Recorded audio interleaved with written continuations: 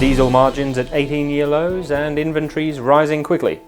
I'm Thomas Warner, and this is the Argus European Products Wrap.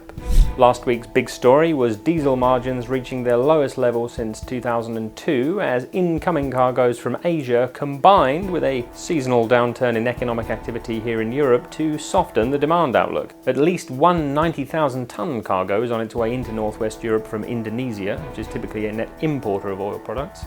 And that 90,000 tonnes will join the approximate 600,000 tonnes already floating on the North Sea and the nearly 3 million tonnes held in independent inventories in the Amsterdam, Rotterdam, Antwerp storage area.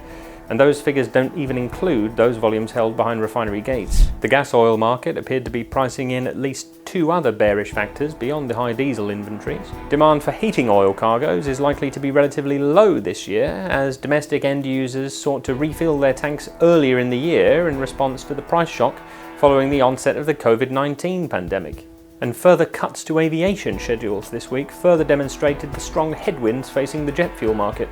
Weak demand for middle distillates won't make it any easier to blend away the excess jet fuel. Length in middle distillate supply comes in advance of autumn refinery maintenance season, which looks set to be extensive. European refineries have run at an average of 83% of capacity in the September to November maintenance period over the past 5 years, meaning around 2.1 million barrels a day is typically offline during those months. But 3.7 million barrels a day is already offline going into the autumn maintenance season this year, with run rates not exceeding 75% since March. With middle distillate margins so low even on low refinery runs, it's difficult to see crude intakes rebounding anytime soon.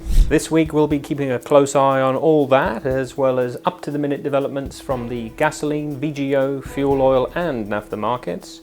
So make sure you're on top of all the latest news with the Argus European Products Report.